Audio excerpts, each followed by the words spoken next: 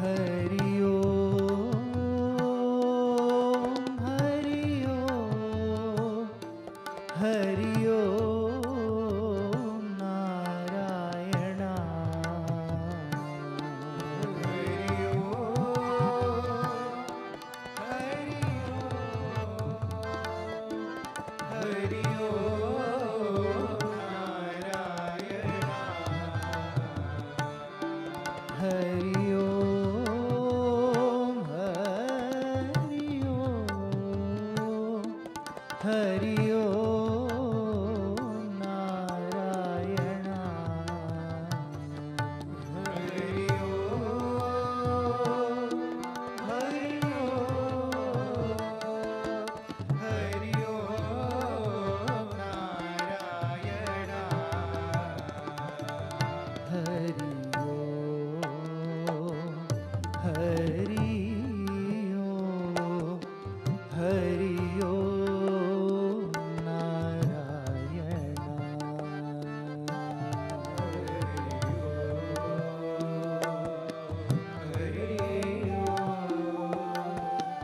Hari Om Narayan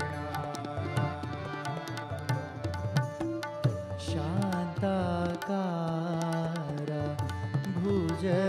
भुजगशयना Padmanabha Narayan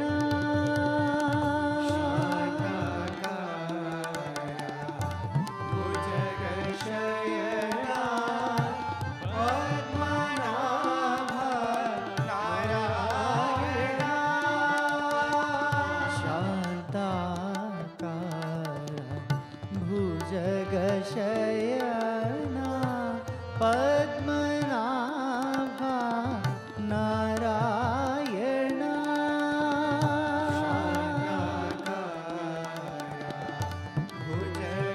भुजगशयना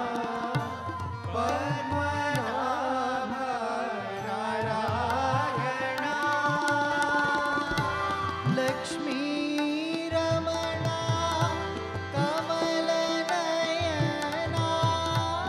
Sainath Narayan Lakshmi Ramana कमलनयना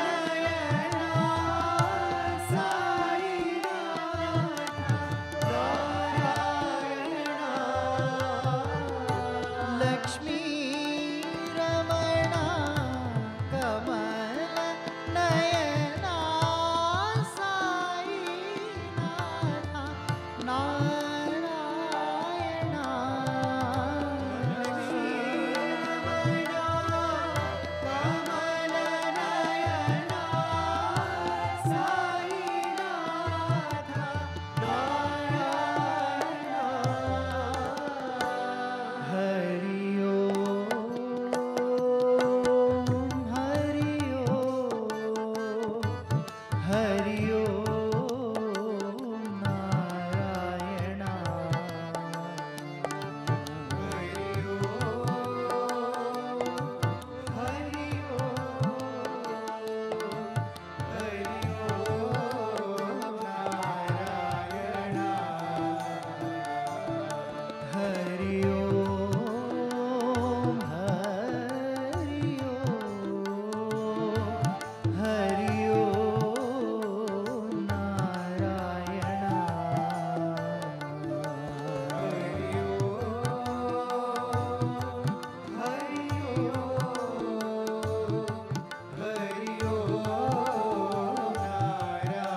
Narayan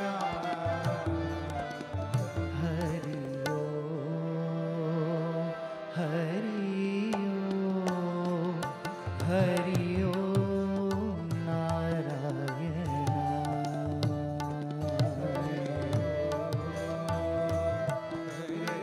Om Hari Om Narayan Hari Om Narayan Hari Om Hari Om Hari Om Narayan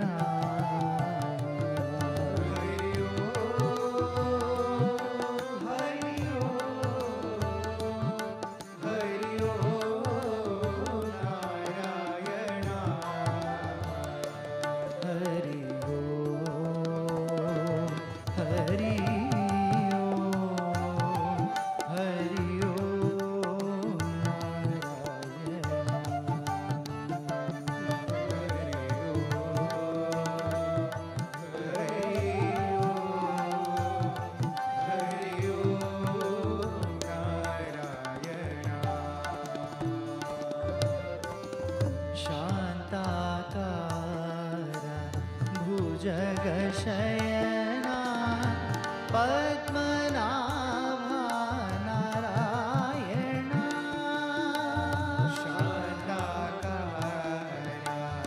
भुजगशयना Padmanabha Narayana लक्ष्मीरमणा कमलनयना Sainath Narayana लक्ष्मीरमणा कमलनयना Sainath Narayana Hari Om Hari Om Narayana Hari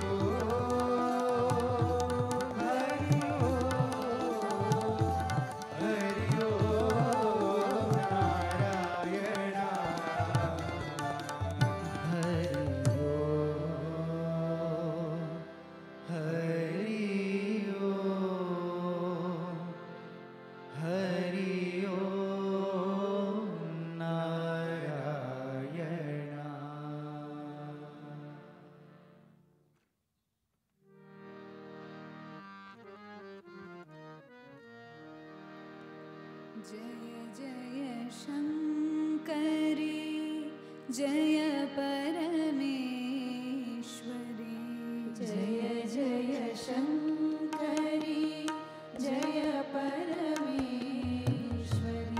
Jai Jai शङ्करी Jai Parmeshwari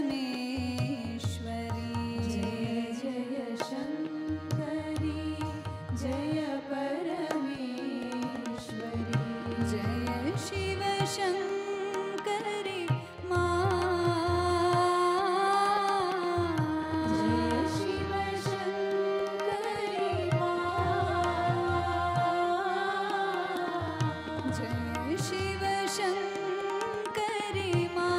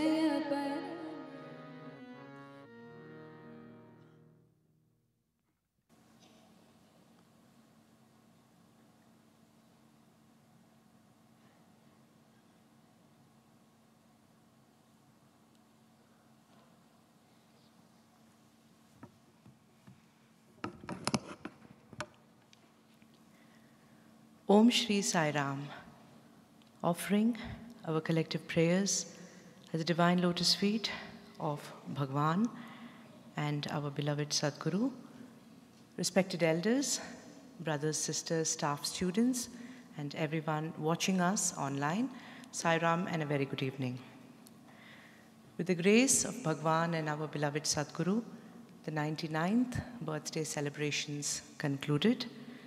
We are very grateful to Swami for allowing us to be a part of it so that we can learn, we can get more inspired, and we can grow together.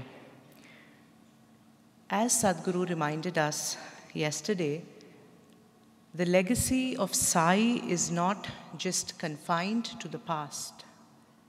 It breathes in every act of ours and in every selfless act that we carry forward every single day. So each step that we take in service is a tribute to Sai's eternal message, transforming compassion into action. And the true homage is therefore in actions which will uplift humanity and ignite hope.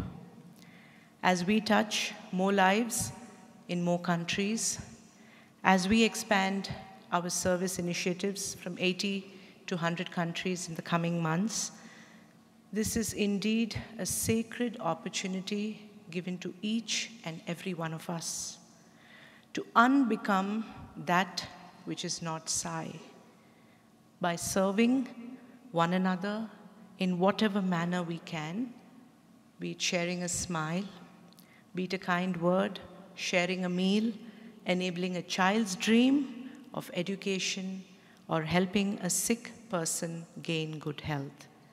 Our heartfelt gratitude to all the staff, students, and volunteers who've been a part of the last 3 days of celebrations and have worked day and night to make it a great, grand success with the blessings of Sadguru. Thank you all very much. May we now kindly request our Chancellor, Shri B.N. Narasimhamurthy Sir, to address all of us this evening.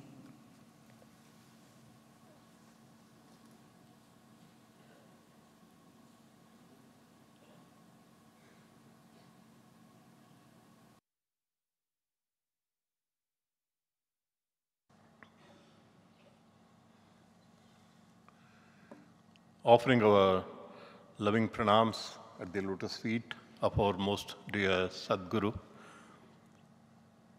brothers and sisters and very dear students, boys and girls. The Mundaka Upanishad quite often refers to two terms which can be applied to all the human beings, every one of us. The first is Bhutikamaha and second is Aptakamaha. These are the two words, two phrases, I would say, that come up in Mundaka Upanishad again and again. All the human beings can be divided into these two groups. One is Bhutikamaha, means one who has a lot of desires to fulfill in the world. All kinds of desires. Desires for money, position, power, pleasures, fame, name. Whoever has this kind of desire is called a Bhutikama.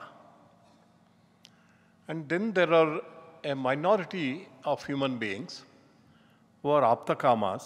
What does it mean? It means that they have somehow been able to almost get rid of all their desires.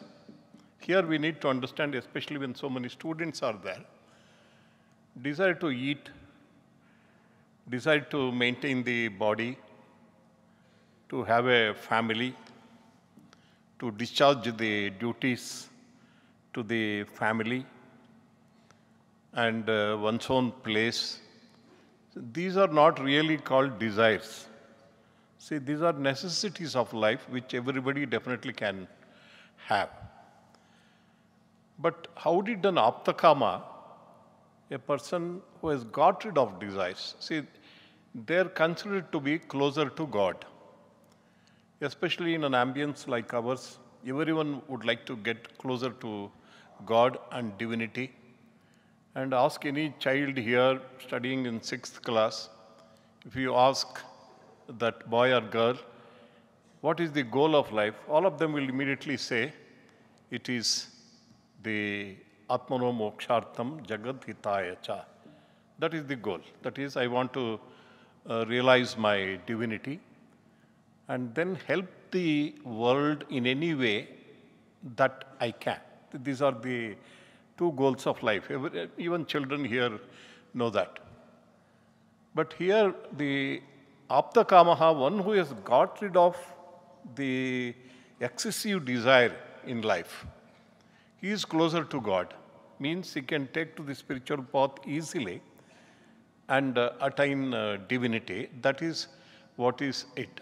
Then how did he get rid of the desires? Is it that all his desires were fulfilled? All the desires he had were fulfilled. He obtained all the objects or the things of desire that he had, and therefore he has got rid of desires. No, that is never. What Aptakama knows is that desires are endless. If I go after these worldly desires, there is no end. It will ultimately lead to misery. In fact, anybody who is experienced in life will know that whatever we attain in life, whether it is money, position, power, whatever it is, ultimately it leads to sorrow. We know that. Especially those experienced in life, they would know that. Therefore, this Aptakama has seen the futility of chasing the desires. He has found out that there is no use. You can never ever fulfill all the desires. Therefore, he knows these desires are endless and there is no point in chasing the desires, going behind the desires. So let me choose God who can fulfill my inner quest, my quest for true joy, for true peace, true happiness. And there the Upanishads clearly dictate that who will get lasting happiness, who will get lasting peace. Very clear, there were not others. It also says that Eko vasi sarva bhutantaratma ekam rupam bahuda yah karoti tamatmastam enu pashyanti dhiraha tesham sukham shashvatam netaresham. That last sentence says, tesham sukham shashvatam netaresham. Only these people will get lasting happiness, netaresham, not others. It is very, very emphatic statement. Who? Tam atmastam yenu pashyanti dhiraha. Only those who realize their divinity within, atmastam. God is not somewhere else. Eko devaha sarva bhuteshu gudaha. One God, there is only one God who is the indweller in the heart of every creature, every person. He realizes, unless I am able to perceive the divinity within myself by experience, then only I'll get lasting peace. And who gets the lasting happiness? And then comes to lasting peace. Tesham shantihi shashvatam netaresham.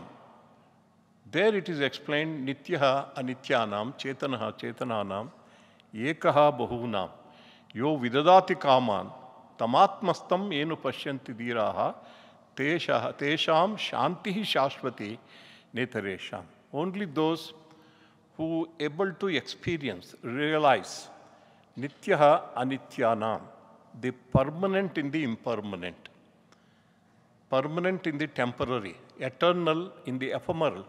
See, the body, anybody's body is only temporary.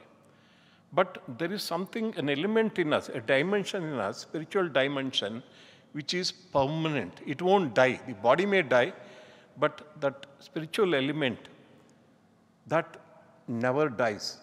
So one who sees nityaha nityanam, chetanaha chetananam. See, all that is consciousness, all the conscious beings, all the animals, all the creatures starting with insects, worms, right up to human being, these are all conscious beings.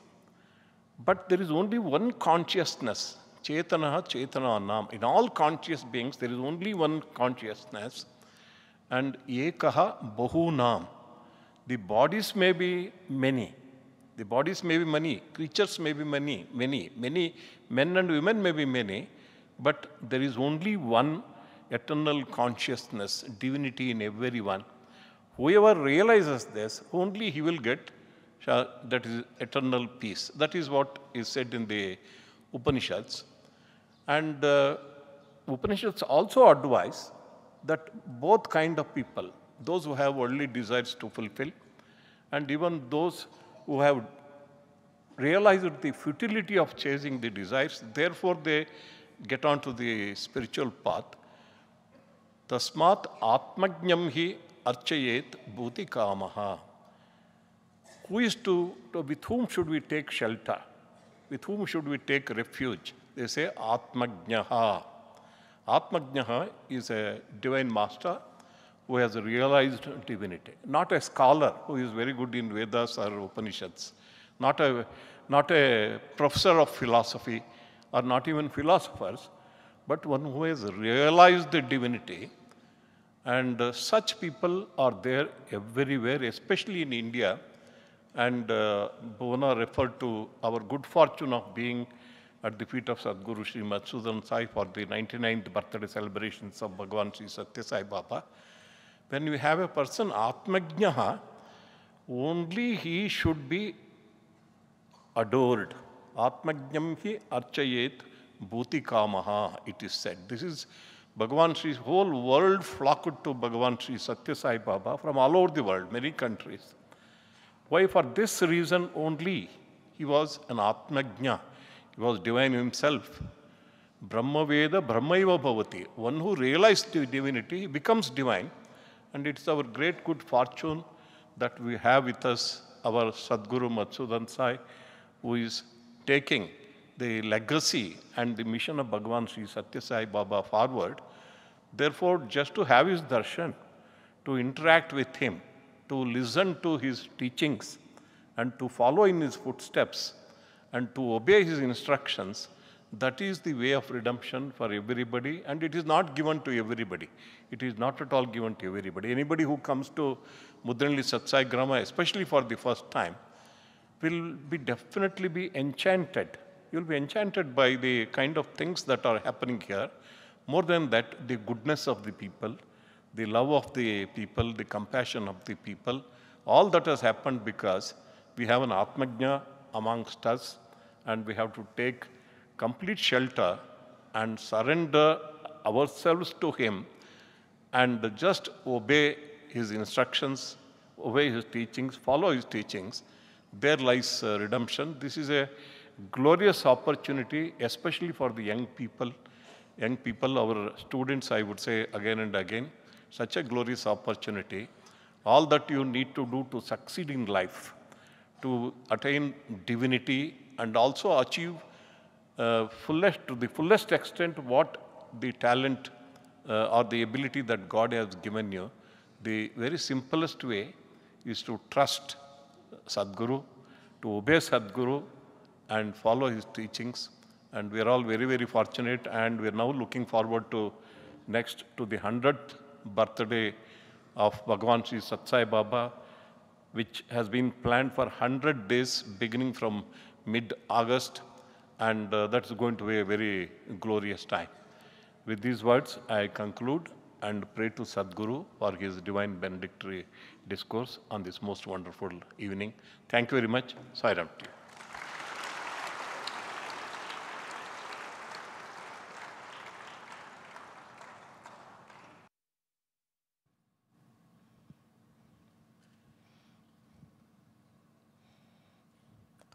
Sri Krishna says in Bhagavad Gita, Shreyan swadharmo vigunaha paradharman svanushthitat swadharme nidhanam shreyaha paradharmo bhayavaha. Talking about dharma, Lord Krishna says that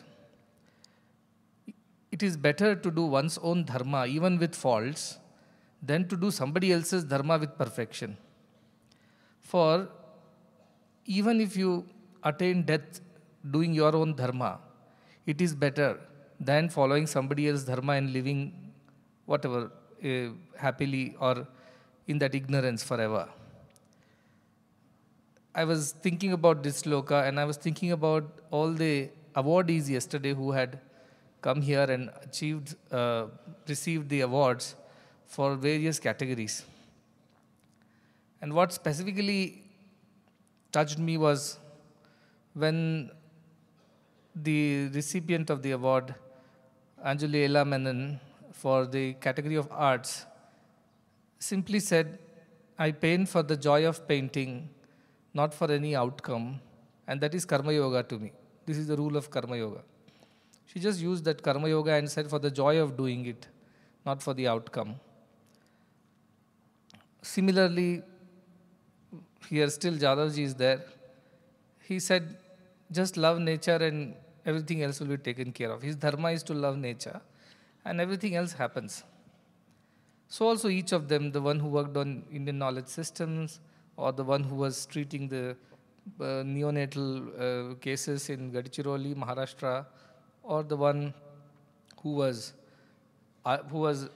finding real facts through archaeological surveys and establishing the history in the right way, to everyone else, especially Dr. Deepa Malik, who was in the wheelchair, yet she had found a purpose, and now she is the chairman of the Paralympics Committee of India. And of course, one person who did not come was Arunachalam Muruganandam. He is known as the Padman of India. I hope he is feeling better.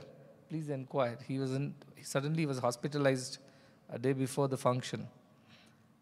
All these people followed their dharma. That is what I've understood from the lives of theirs.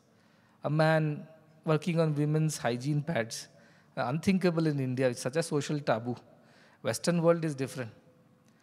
And fights all odds, faces all ridicule and scrutiny just to do what he has got to do. His wife left him for a couple of months or years, I do not know, because she felt so humiliated by his activities. Still, he persisted to do what he had got to do, and today the beneficiaries are millions of women, especially in the rural India, who cannot afford personal hygiene products.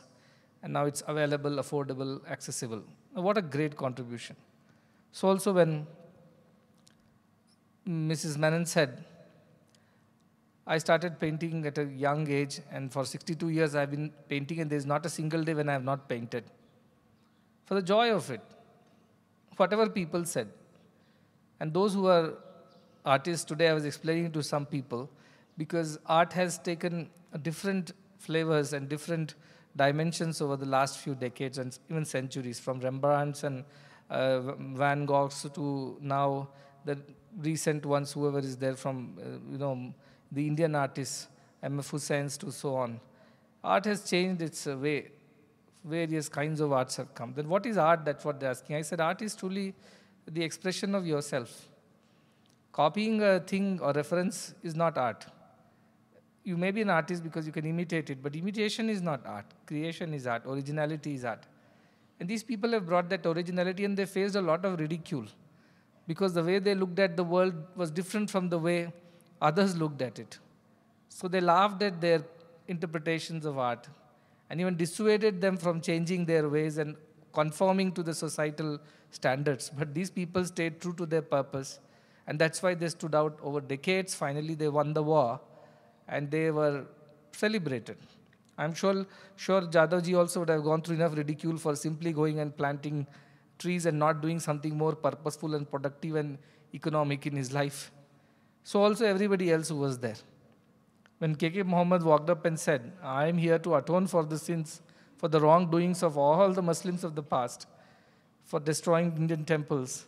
Here I am to apologize and atone for that, but please do not punish us today for the deeds of past. The amount of humility, courage, conviction, and honesty, that truly was touching. And I have still not recovered from that experience of yesterday. I'm still ruminating over what takes for these people to do what they do. Where does this courage come from? Where does this conviction come from? How do they withstand the ridicule and scrutiny of the society? How do they brave all these odds without fearing about their future, their safety, their reputation? How do they stake it all for the sake of doing what they have done? Because they are following their dharma, the dharma for which they were born.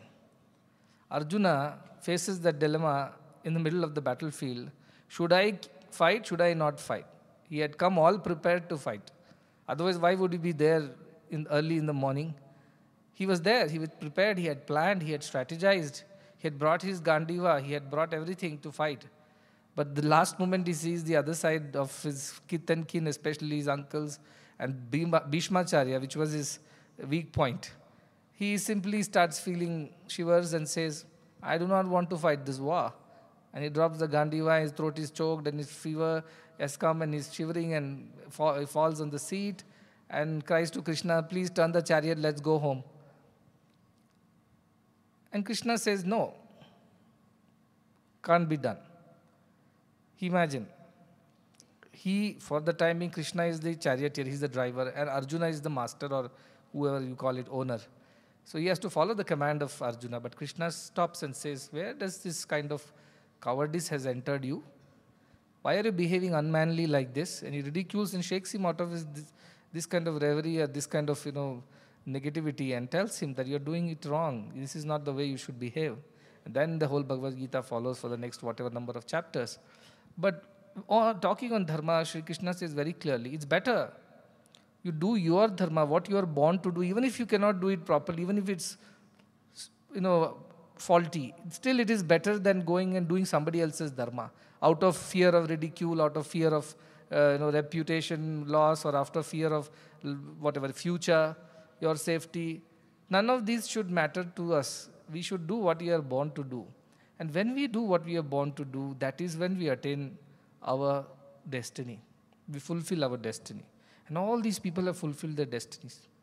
They are not those who have done for 10 years and then they change the lane and tracks and said, okay, that was difficult, I will do something easier. That was not popular, I will do something more popular. That was not economic, I will do something more financially rewarding. Nothing, none of these things mattered to them. They always followed their heart. They did what they were born to do, come what may.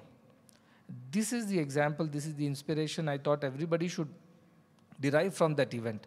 I could have spoken for another 2 hours in the morning because I was so moved by these people's conviction, and not just conviction, the action that followed the conviction. A lot of us believe in compassion, a lot of us believe in selflessness, a lot of us believe in so many nice things, but how many of us put it into action is the question. For the fear of loka apavada or whatever, we do not want to get into any of these things. We do not follow through our convictions. But these are the people. So I just wanted to bring it back to the attention of the students, especially youngsters, and also everybody for that matter, but especially youngsters, because you are at a stage in life where so many distractions will bother you.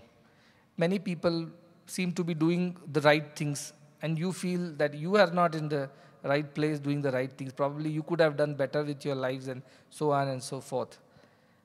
But these are the times when you have to sit down and ask yourself, what is my dharma? What is my swadharma? Not the dharma that somebody tells me to do. What is my own dharma for which I am born? How do I do that without stepping backwards, without going backwards, and always marching forward, whatever it takes for me? And that kind of people is what we must create here. People of such courage and conviction, and more importantly, people of action. Every one of them, even Amjad Ali Khan Sahib, you see the kind of struggles and challenges that they've gone through to learn music. Before that, we had a music conference. All these big stalwarts were there, and everybody wanted to click a selfie with them and take a picture. But do you know what it has taken for them to reach there? Hours and hours of sadhana.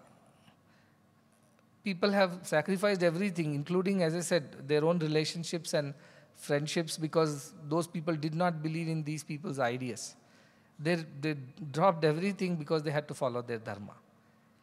And that is how they have reached where they have reached today. This is what it takes for one to fulfill one's destiny. And nobody is spared. Arjuna was not spared. In the sense, Sri Krishna was there to tell him to do the right thing. And of course, Arjuna struggled through the discourses of Sri Krishna because his mind kept vacillating between doing and not doing. To be or not to be is the question, as this Shakespeare says. He went on like this for several chapters. Finally, he surrenders to Krishna and says, Karishye vachanam tava. I will do what you are saying. I do not understand everything fully still. But yes, my doubt about what should be done, what should not be done is over. I am a Kshatriya. I should fight the war not just to take revenge. I must fight this war for the sake of dharma, dharmastapana. And that is the reason why I should do it. And as a Kshatriya, this is what I am born to do. I am not supposed to do anything else. He realizes that, and that realization makes Arjuna go through what he goes through. So this realization, this conviction, this courage to follow that conviction is true human excellence.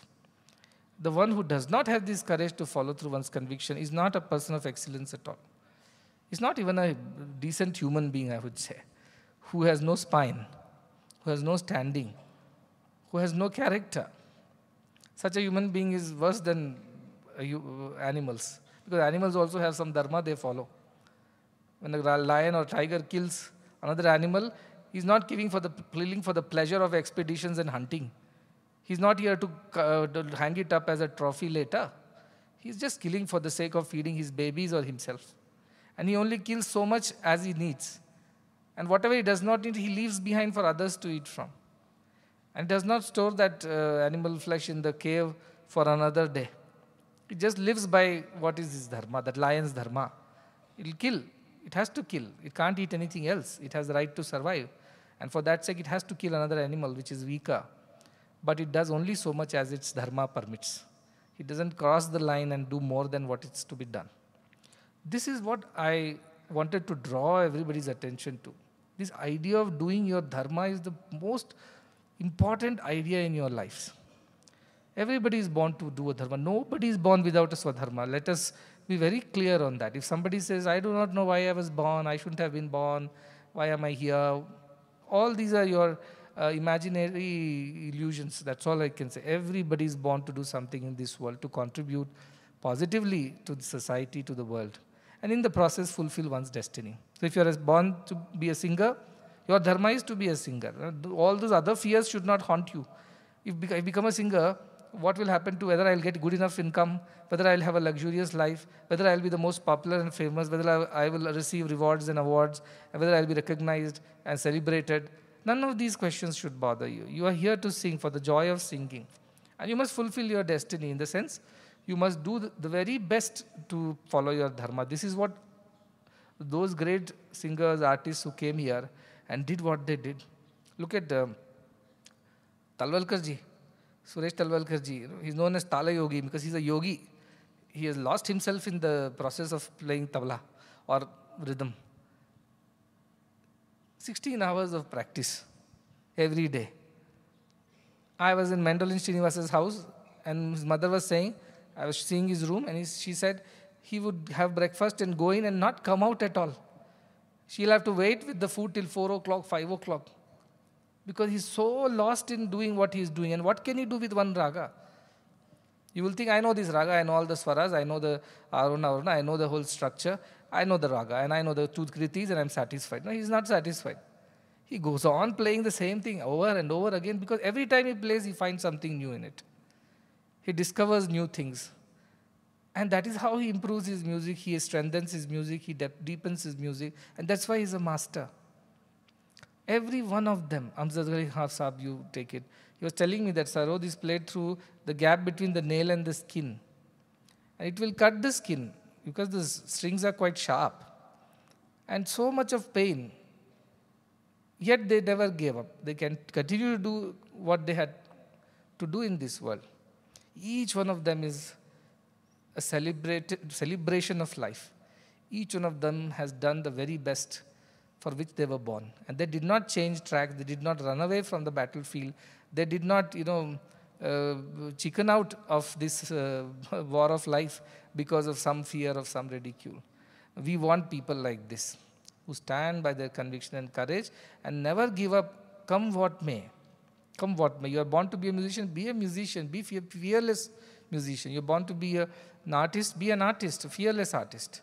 Be a teacher, doctor, whatever you want. Anybody, including a gardener, or nothing is greater or lower for Krishna. Karmane Namaha is the principle. Every action is worshipped in our country as long as it is done with the right attitude of Karma Yoga. So what a wonderful celebration, and I was very happy because we tried to get some VIP this time, like some governors and things like that. But because we thought that would add value to the function, and that is how most of the functions are done. But this time, for whatever reason, divinely ordained, nobody turned up. But the advantage was that we had all the time to ourselves, no protocols to follow. Otherwise, the governors and the VIPs will be looking at their watches halfway through the program and want to rush from here to some other function. I don't even know if they realize the value of the function that is going on. Because for them, it's another thing, there are 3 things to do in the same day. But not having a VIP made it a much better event. I'm thinking maybe this should be the model for the future. Because all the people we could not listen to earlier times. We couldn't hear their stories. This time we could hear their stories. We could feel their honesty, their convictions. That was very beautiful, and I've been thinking about it since. And so also, if I go back to the life of Bhagwan, when he was 14, he said, I'm not here to run a family or be one of you. I'm here for a purpose. And everybody knows he defined his purpose. At 20, he wrote in a letter to his brother. And he wrote, this is what I am born for. 1. Akhila manavaluku anandamanu gurchi rakshinchu chundute pratham naku. I am born with a pledge that I am here to save all mankind and give them ananda. And save them that way. What he said, desires and fulfillment of desires don't save us. They make it worse. Save them by giving the highest joy, which will never allow them to again crave for anything else in life. That is how I will save them. He did not say I will fulfill all their desires and that's how I will save them. No, I will make them desireless and save them. I will spiritually elevate them and save them is what he meant. Not materially fulfill their all kinds of endless desires and save them. Sanmargamnu veedi charinche varala chayipatti kaapadute deeksha naku. Those who deviate from the dharma, good path, noble path, honest paths, to hold them by hand and bring them back onto this path is my vow. This is what I am born to do, he said. So anybody who is adharmic, who is deviating, I have seen criminals, means the white-clad criminals like the politicians also come and people say, why Sai Baba is meeting all these criminal politicians? One day somebody said, I think he would have guessed, he said in a discourse, because I am here to set them right. If I don't call them and speak to them, who is going to set them right? So I am doing that, he said, at the cost of his reputation being at stake. But I will do because I want to ensure that the person is corrected, person is given the right path. Peda sadalake kaina pedubada toleginchi lemini babute prema naku. To give those who do not have basic needs of life, the poor, the downtrodden, what they lack, not what they desire for. Desires are endless even for the poor. What they lack, those basic necessities I must provide. Water, food, education, health, whatever his list was. And this is my love to me. I am not born to do anything else. And the most important thing he said, Manchi cheddala kuda manassulo samamuga bhavinchuchundute bhakti naku. What is the definition of a devotee for me? The one who treats good and bad both with equanimity in one's heart. Such a person is a devotee to me. Coming in with a list of things to be fulfilled by me and standing in queue to get things out of me, those are not the devotees. The real devotees for me are who are equanimous, who treat all situations as God's gift and remain steadfast and equanimous. That is bhakti. And it goes on. And what happens? What was the repercussions of it? His brother advises him, please don't try all these things. You are too young, you do not even know what you are saying. People are not going to spare you for what you are trying to do. Already people were after it. They burnt his hut, they poisoned his food, they kicked him out of the village. He stayed in the nearby caves. What has he not gone through to follow through his convictions? He said, I was born to do this. I am not born to do anything else. I am here to do these things which I have already mentioned. And for which sake, whatever the hardships were there, he went through. This is what is human excellence. To follow through your convictions. When all this mission started in the subtle also, people ridiculed us. They laughed at us, mocked at us. They even filed cases, legal cases against us And I would receive letters of threat written in red pen. Stop this, otherwise you see what we will do to you. You come out and we will take care of you. All kinds of ridiculous threats. And when I was very young, 10 years back, I was not the way I am today. At that time, I was very young. I did not know what we were getting into. And then letters like this every now and then would really shake up our convictions. And then I would worry, what will happen? But the only thing, what I am born to do, I must do. I must fulfill my destiny. That kept on going. I am here to serve. And that cannot be compromised with whatever happens. And incidents after incidents, you see. And most difficult thing was to stand the devotee scrutiny, forget the public scrutiny. Is he Satya Sai Baba? Is he walking like him, talking like him? Is he having that same amount of love? Does he behave the same way? Every single gesture has been scrutinized, thoroughly investigated, and judgments being passed every moment, country to country, questioned, doubted, investigated. And continuously, I always empathize with Mother Sita for the Agni Pariksha that she went through for no fault of hers. I felt like that. Every day Agni Pariksha, once in UK, once in US, once in Australia, once in Fiji, and then one more round next year. And of course in India, of course, all the time. I felt at those times, what have I got into? This Muddenahalli is not my place. I didn't belong here. At least Narsimurti has no excuse because he started this Muddenahalli campus whenever. And he was born in Chikbalapur. He was the disciple of Narayan Bhatt. And he was told by Baba to come to Muddenahalli and do whatever he wants to do. I had no such obligations. I said, why should I get bound to this place or these people? I don't know Kannada language. I don't want to learn also. I don't want to be doing these things. But I was told to do. I did not know that was my destiny. I did not know that is what I was born to do. See, sometimes we don't even know what we are born to do. The only thing I knew I was born to do was to serve people selflessly, and I derived a lot of joy when I could help people in some way or the other from childhood. But I did not know this is the destiny. But God, Swami's plan, Bhagwan's master plan of how he started putting things together. The first conversation he told me, we are going to build hospitals and schools and colleges. And I asked him again, repeat. He said, we are going to Manamu. I said, Manamu or you is going to build? Nenu chesta. No, we will do. We are going to do. I said, but I don't want to do. I don't have those plans. He said, no, I have a plan. We will do it. He had already assumed that I had signed up for it. And he took it for granted. And of course, because he's Bhagwan, I wouldn't say no. He knew it very well. So he said, we are going to do this, that. So 1 or 2 hospitals, 1 or 2 schools is a nice thing to do. But kept on growing and growing and growing. And the best part was, in the thick of all the activities, when the budgets went shooting through the roof, when we had such huge staff as dependent on us, when we had all kinds of people coming to this place, compared to the first half of the 10 years. And then we had COVID where nothing was moving. Suddenly he said, now you are on your own. I'm not going to tell you what to do. You have to do what you feel like doing. You follow your intuition. Tata, bye-bye. That's what he told me basically.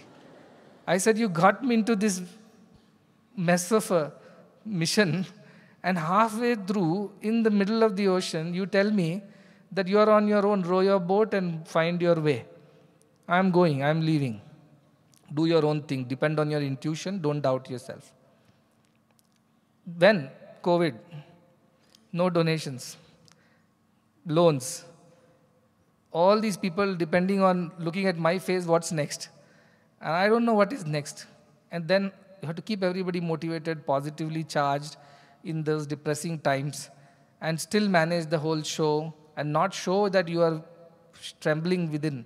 Your legs are weak. You can't show that. You have to put up a brave smile and show up every day, sun or rain.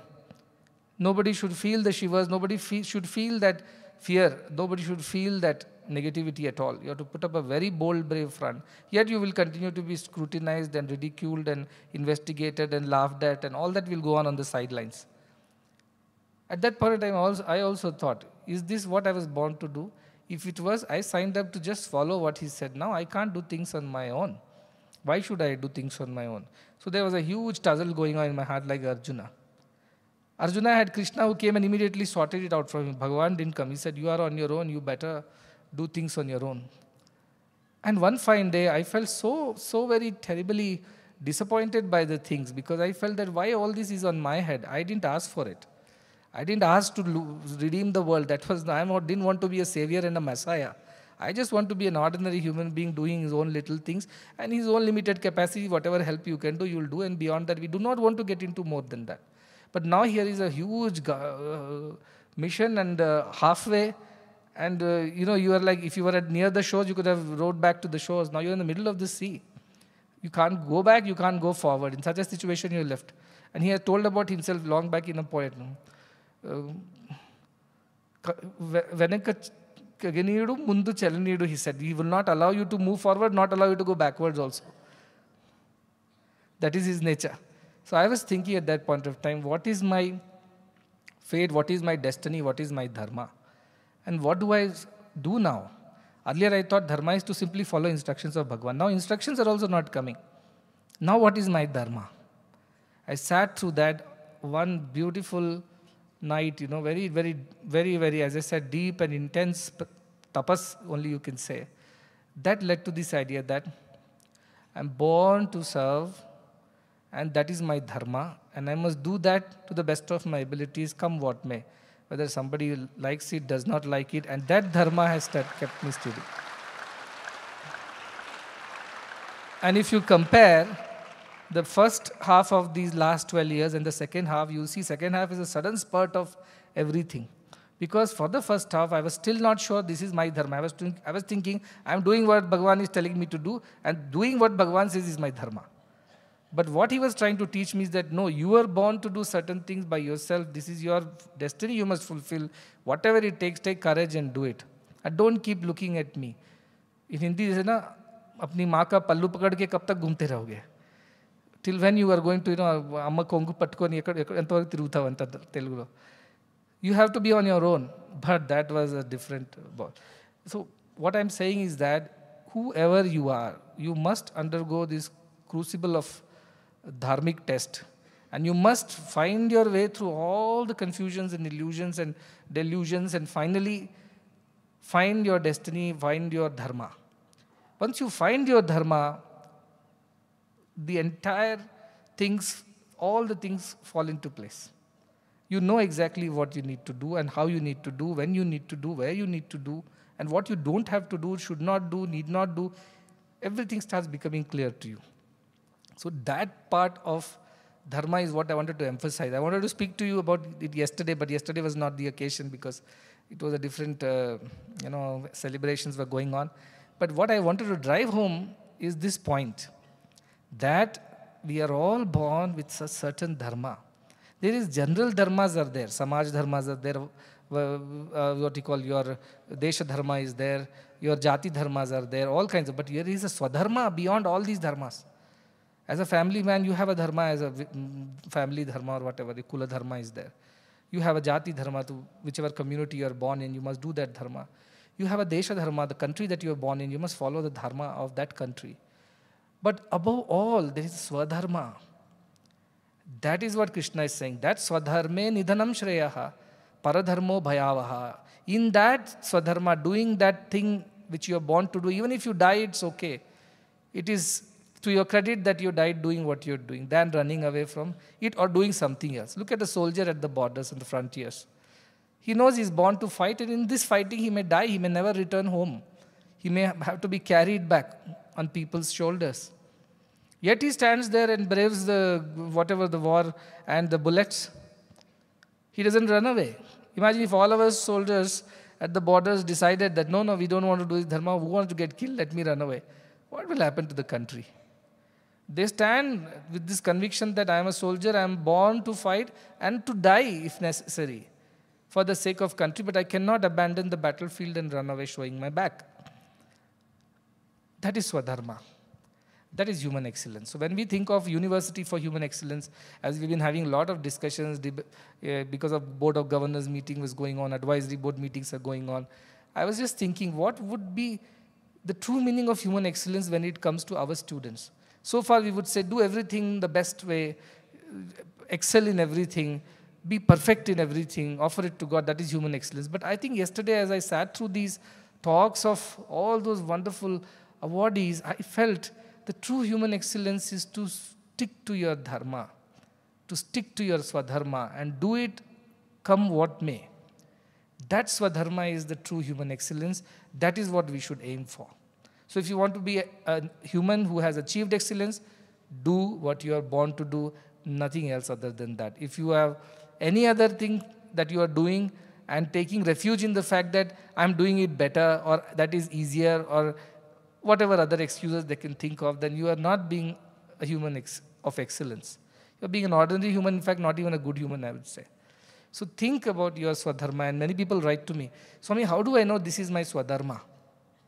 Because I feel like doing this on Monday, on Tuesday I want to do this, Wednesday I want to do something else, Thursday I'm bored, I want to do nothing, Friday again I want to do what I did on Monday. This goes on in my life, so how do I know what is my Swadharma?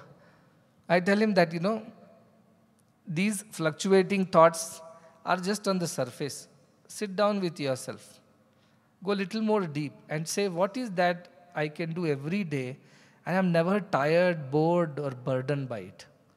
I can wake up on Monday, do it with the same joy, so and so on Tuesday and Wednesday and Thursday. It could be anything. It could be just singing bhajans, or it could be just gardening, it could be cooking food, it could be teaching, anything. This is not because you are going to get money out of it or you are going to get income out of it, nothing like that. Many of these musicians who had come also, they were saying, I'm a software engineer and also a mridangam player. I said, which one is the real you tell me? Are you really a software engineer or a mridangam player? Yeah, actually, I wanted to be a mridangam player only, but my appa amma did not agree. They said, what income are you going to have with mridangam player? Who will marry a mridangam player first of all? So you learn software engineering as well. So he's somehow, playing on there in the software company, though his joy is in playing mridangam. What I'm trying to say is that software engineering is not his Swadharma. He may be good at it also. I'm not saying he's not good at it. He may excel there also. But truly that which gives you joy, which you know that you're born to do this. There's a flutter in your heart when you do that. You feel that sense of fulfillment and satisfaction. You can't sleep without doing it. That is your Swadharma.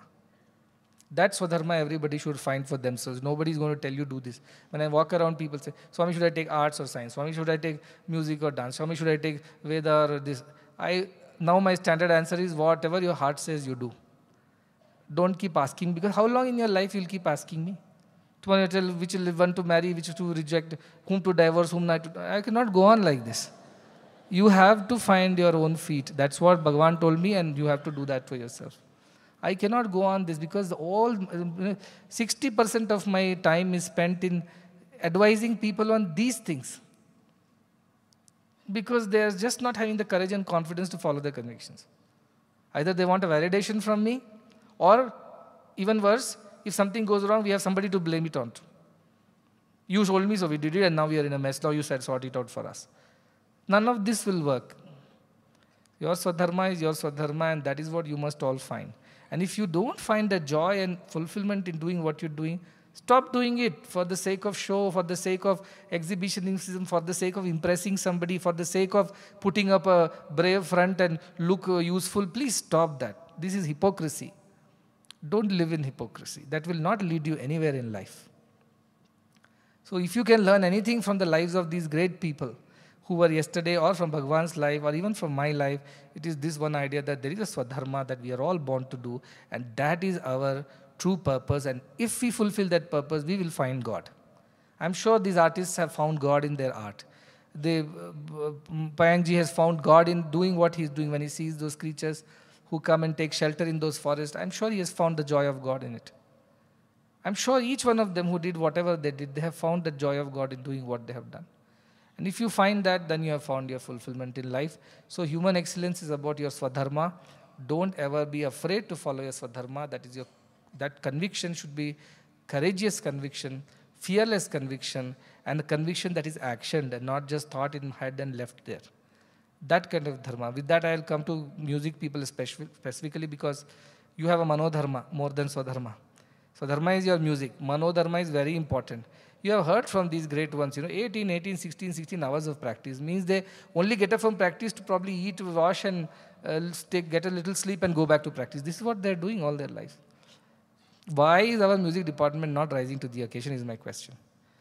Why are we not spending those 8-9 hours a day? Don't tell me that in a classroom anyway we are spending learning. Learning is one thing. Manodharma I'm asking. I'm not asking your classroom learning. That's a part of your curriculum and a syllabus. You have to learn. Why are we not doing manodharma as over and above your classes and curriculum.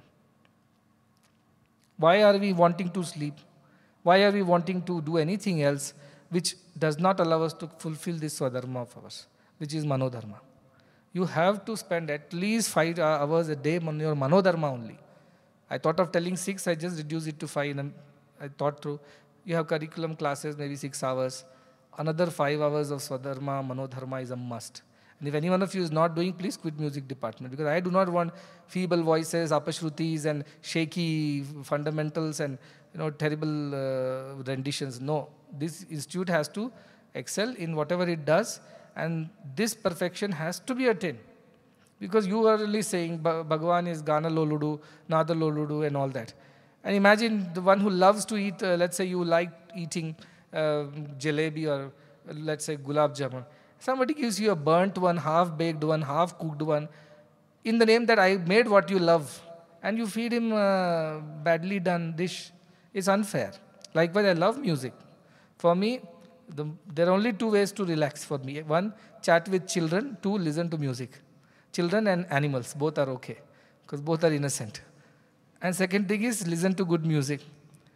And so these 2 are the only way I can, and when I listen to music, I expect that perfection in it. Do one thing. Practice it 1,000,000 times, it's okay, but get that one thing right totally. Instead of doing 100 things, trying to create a portfolio for yourself, impress an audience, all this is not our way of doing things. Maybe in other institutions that is how it happens. This is not the way we do things. Your stability of voice, or whatever instrument, your stability of hands, that comes only with a lot of practice till the music becomes a part of you. You don't know doing. I said, no, the doer, the doing and the done all become one. Jnanam gyayam tada jnata tritayam na asti vastavam. The process of music, the rendition, the song and the singer, all should become one. That perfection comes only with lot of Swadharma and Manodharma. You have to rise to the occasion. If we are going to call these stalwarts and put you people, they are very generous to say, oh, what a wonderful rendition, because they are comparing it with some institution outside, where children are, checking mobiles and doing things, and while rendering a song also. I have seen a lot of these Mahotsavas and all that, Utsavas. So on stage, 30 people are sitting, 2 are busy with something, 3 are singing, 4 are chatting. That is not our institution, right? So we have to be at another level, and especially because we have put so much effort to get the best musicians to the institute and put in front of you and giving you an opportunity to learn from them. You have to really rise to the occasion. I cannot, 1 apashruti and 1 year ban on your singing, playing, or 1 missing beat, 1 year ban on your playing. You can't play in front of me at least, or you can't sing in front of me for a year. That will be your sadhana for 1 year to get back.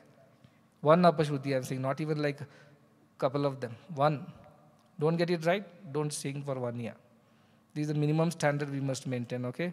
The music department, so I'm talking about music and performing arts, both dance also is included. Dance also is included. Anything we do with music is included, including Western music is included. So please pay this, and this, if you think this is your dharma, I'm sure you will not find it burdensome at all. You will find it a joy to do it. And if you're finding it a burden, quit the music department, because you're not born to do music. Yeah, so that is that clear you should be in your dharma, and that alone can change the world, that alone can make it a better place, that alone can add richness to the fabric of society. When so many people are doing their own sadharma, the societies will prosper. And that is a truly developed society, truly a cultured civilization, is the one where everybody is doing their swadharma. And Rama Rajya was like that. Then Valmiki writes in Ramayana, he says that how were the people? He says everybody was doing their own thing. Brahmana, Kshatriyo, Vaishya, Shudraha, Lobha Varjitaha, Swakarmasu Pravartante, Tushtaha, Swaireva Karmabhihi. They were doing swakarmas. Whatever was their born to do, they were doing. A potter was being a good potter, a farmer was being a good farmer, administrator is being a good administrator, and Lobha Varjitaha. They did not have any greed. They were not doing for the outcome, how much I learn if I do this. They were doing because Swakarmasu, that is my karma, the dharma that I am born to do, pravartante, they were following their dharma. Tushtaha svaireva karmabhihi. Tushtaha, they were happy and satisfied in doing what they were doing. So there was no greed and nothing else. That was Ramarajya that Valmiki talks about. So if you really want to create Ramarajya, do your swadharma, swakarma, and do it joyfully. without an eye on the reward. That is Karma Yoga. That is the essence of all human excellence. And I hope, as we have named the university as this University for Human Excellence, all the more it is the responsibility of staff and students to rise to the occasion and do their Swadharma and thereby achieve human excellence. We have a program here. I forgot about it, so I was going on and on. But we have a dance recital right now by Mrs. Gopika Verma. She is one of the finest Mohiniyattam dancer and a teacher. And she is also a philanthropist and looks after a lot of disabled children and shelters them. So she is going to be performing. We will come back after a short break.